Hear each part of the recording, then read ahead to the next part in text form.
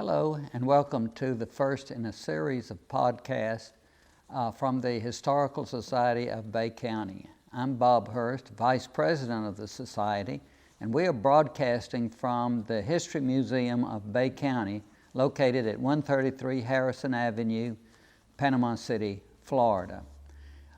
For the next podcast, we are going to be talking about the history of West Beach Drive. Throughout the ages, visitors have sunbathed, fished, swam, and have just walked its beautiful coast.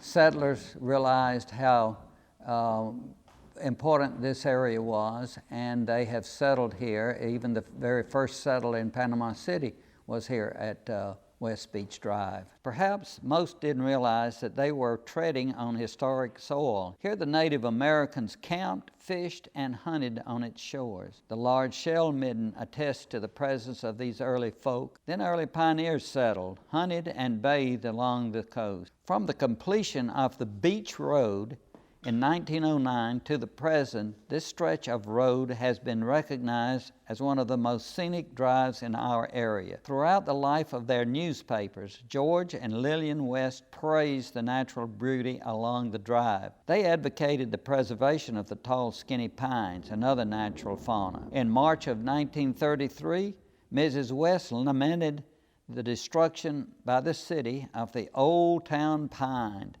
a faithful sentinel that towered above its sister trees, even though this navigation landmark had died around 1927.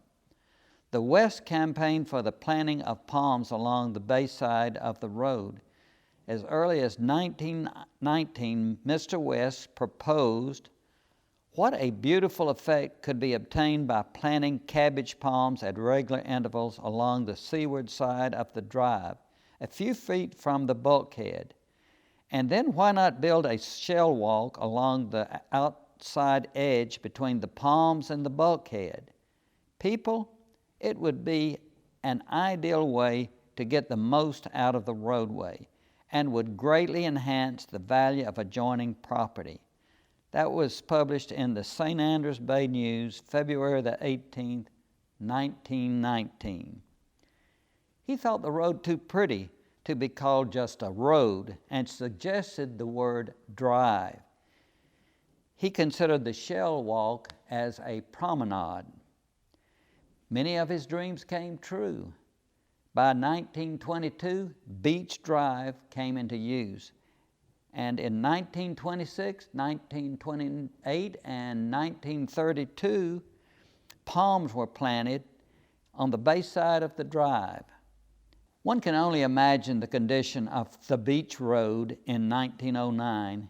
It was probably a sandy two-rut road with drainage branches traversing it. In 1914 and 1915, there was much talk on the city commission meetings about creating a street and sidewalk along the beach.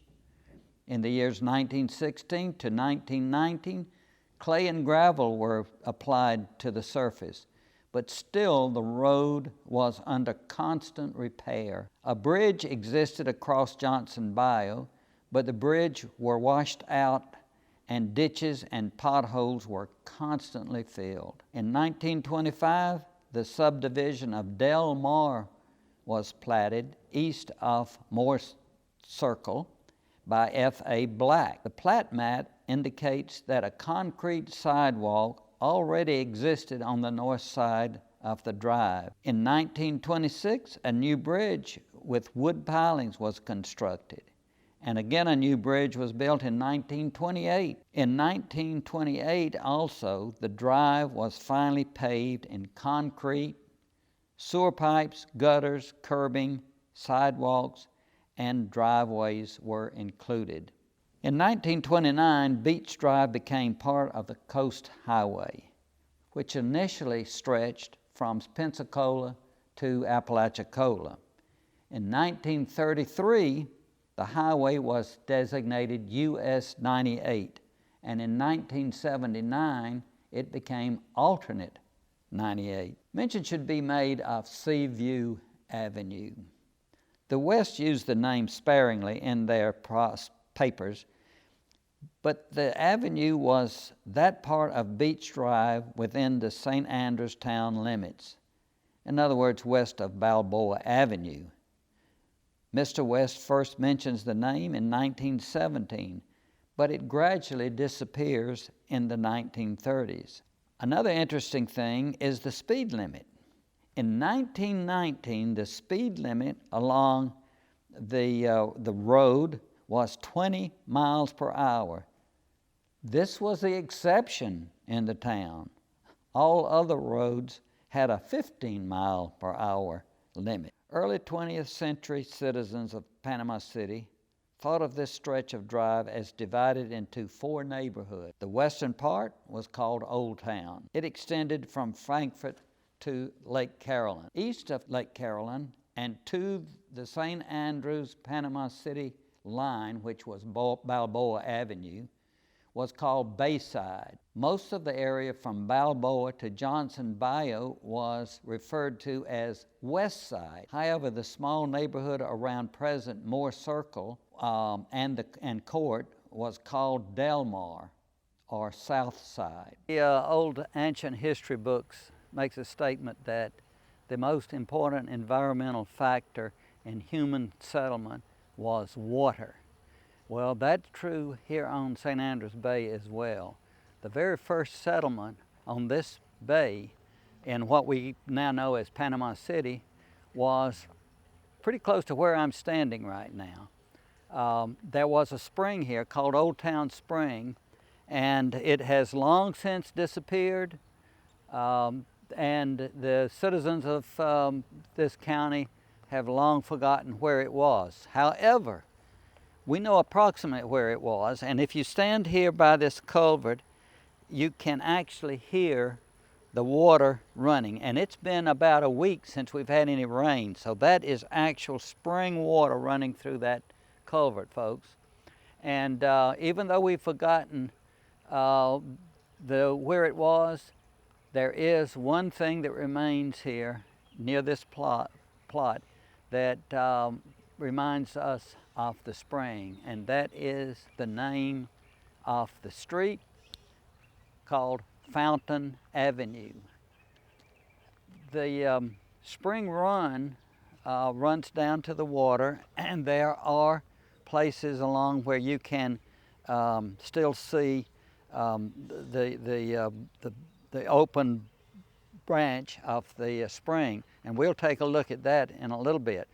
But back in about 1925, they came in here and covered the spring and piped it down to the water. The spring run, no doubt, has posed a hindrance to a road along the beach. G.M. West made a notation on one of his photos that the only way to get around it was to go out on the sandbar along the shore. Mr. Drummond, at some unknown date, placed a bridge across it. In 1925, the St. Andrews Bay News of July 7, 1925, reported that the Old Town Spring will soon have a drainage pipe leading to the bay. Today, one of the only places that you can visibly see the branch is from the foot of Frankfort Avenue to the bay's edge, and behind a nearby log cabin. It is said that water is the source of life. Here in Bay County, water was the source where pioneer settlement along the bay began. We're standing here at the Spring Run.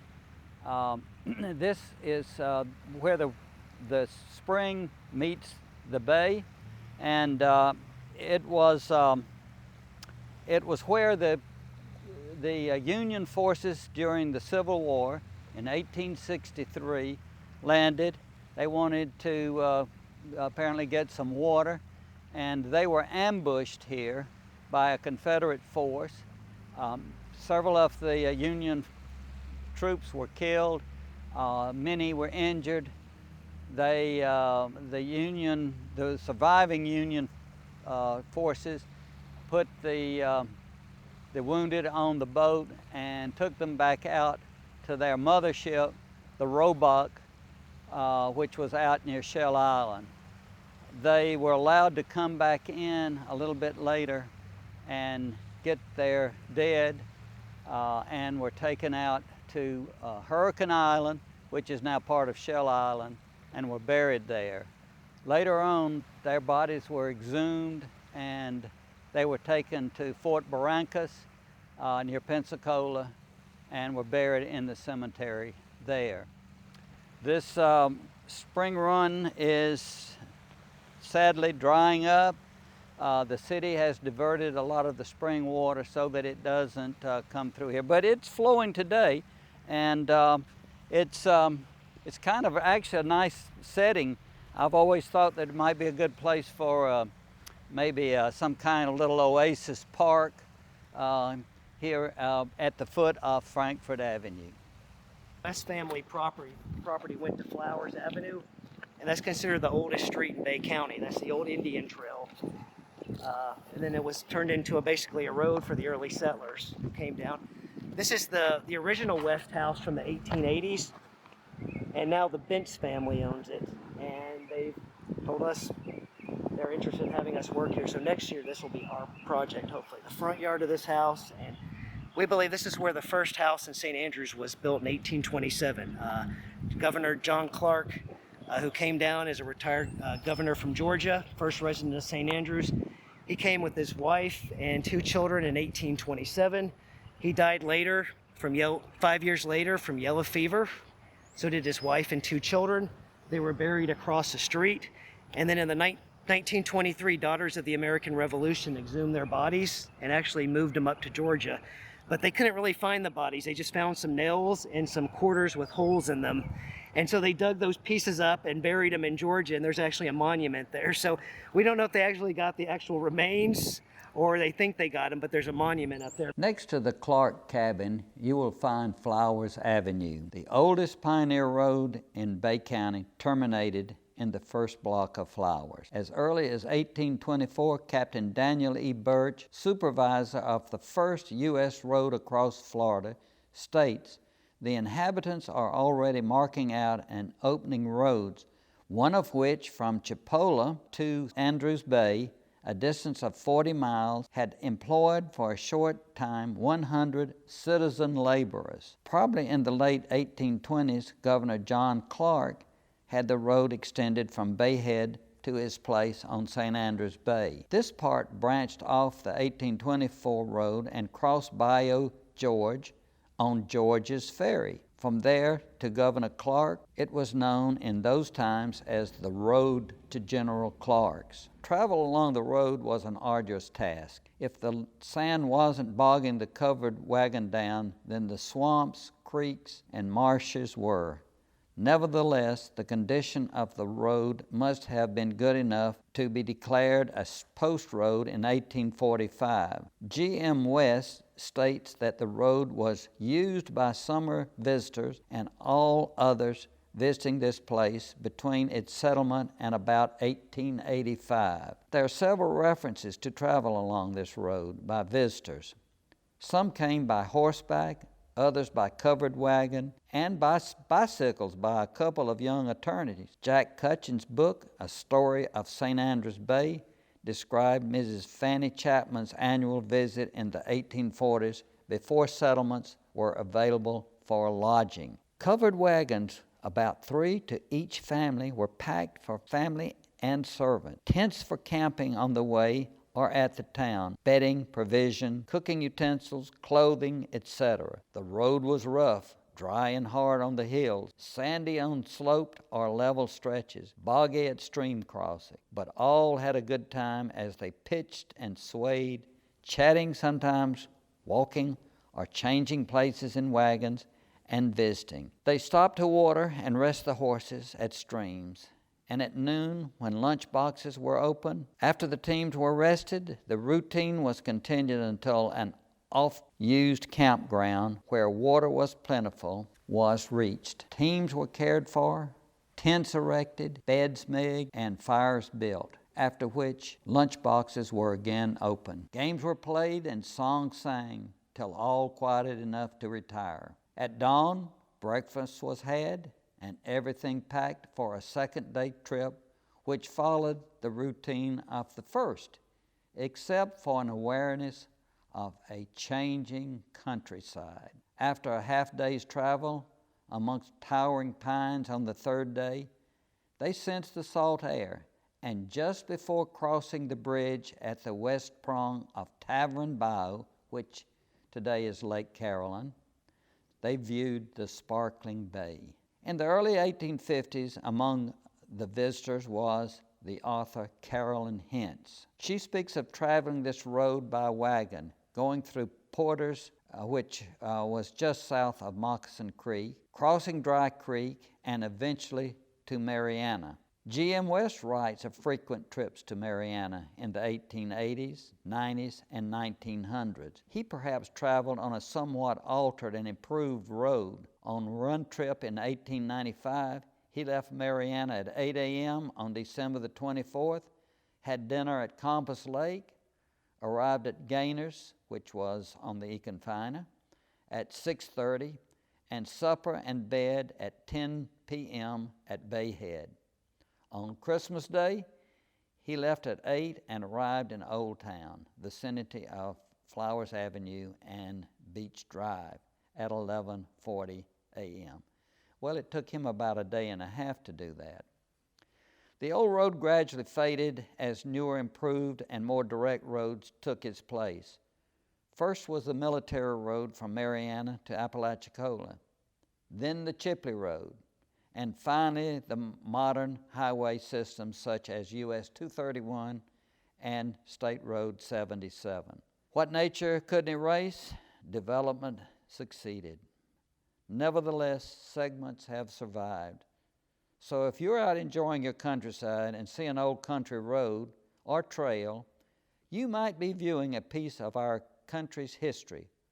Old-timers and history books still speak of the Old Bay Road. Well, one reason that people came from the northern part of Florida down to our shore is to enjoy the beach. Well, where was that beach? The first beach, really, off St. Andrews Bay. Well, it was probably right where we are standing.